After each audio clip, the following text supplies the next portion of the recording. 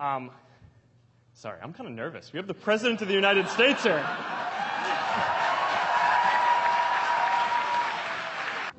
Well, thank you so much, Facebook, for hosting this, first of all.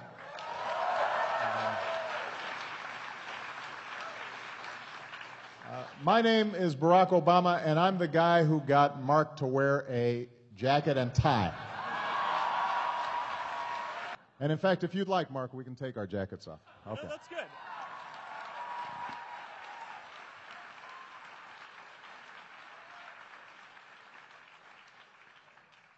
Whew, that's better, isn't it?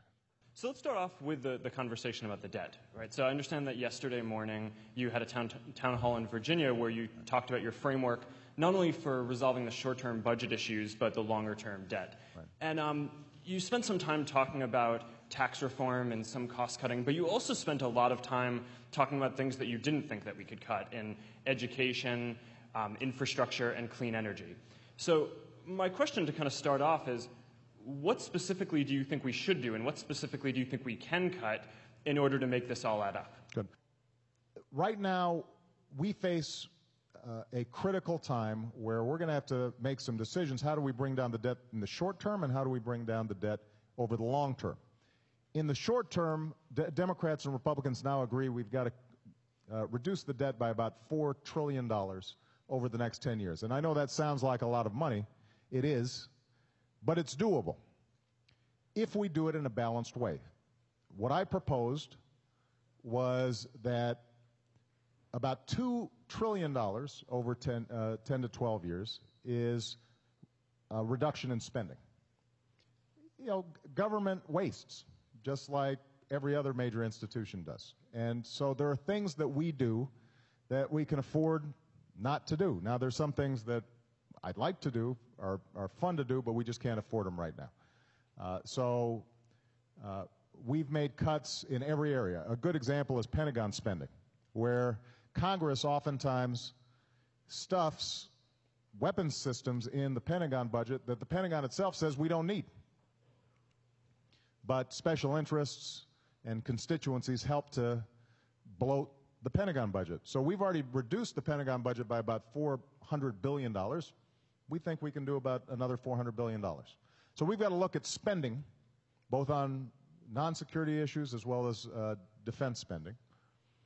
And then what we've said is, let's take another trillion of that we raise through a reforms in the tax system that allows people like me, and frankly, you, Mark, for paying a little more in taxes. I'm cool with that. I know you're okay with that.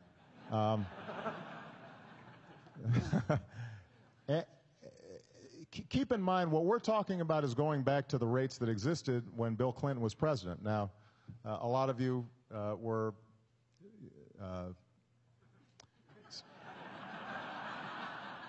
I'm trying to say this delicately, still in diapers at that time, but for those of you who recall, the economy was booming, and wealthy people were getting wealthier.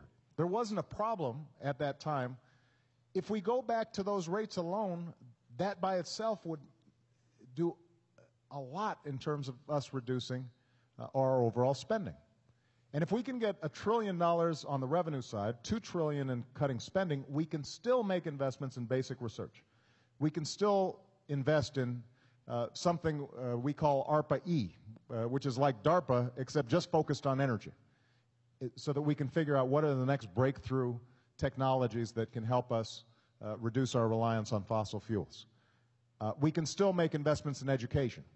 So we've already expanded the Pell Grant program so that more young people can go to college. We're investing more in STEM education, math and science and technology education. We can still make those investments. We can still rebuild our roads and our bridges and invest in high-speed rail and invest in the next generation of broadband and wireless and make sure everybody has access to the internet. We can do all those things while still bringing down the deficit medium term. Now, there's one last component of this, and I know this is a long answer, but I want to make sure everybody had the basic foundations for it. even if we get this $4 trillion, we do still have a long-term problem with Medicare and Medicaid because healthcare costs, the inflation goes up so much faster than wages and salaries. And this is where there's another big philosophical debate with the Republicans, because what I've said is the best way for us to change it is to build on the health reform that we had last year and start getting a better bang for our healthcare dollar. We waste so much on healthcare. We spend about 20% more than any other country on earth, and we have worse outcomes because we end up having multiple tests when we could just do one test and have it shared among physicians on Facebook, for example. We could focus on the chronically ill. 20% of the patients account for 80% of the costs. So doing something simple like reimbursing hospitals and doctors for reducing their readmissions rate and managing somebody with a chronic illness like diabetes so that they're taking their meds on a regular basis so that they don't come to the emergency room, that saves huge amounts of money. So that's what health care reform was about last year or a year and a half ago. And what we want to do is build on that and continue to improve the system. What the Republicans right now are saying is, number one, they can't agree to any increases in taxes, which means we'd have to cut out of that $4 trillion. All of it would come from education, transportation, areas that I think are critical for our long-term future. So, for example, they propose 70% cuts in clean energy. Well, I don't know how we free ourselves in dependence on foreign oil, and anybody who's paying gas prices knows that there's an economic component to this as well as an environmental component to it, if we're not investing in the basic research and technology that allows solar, wind, and others to thrive and develop.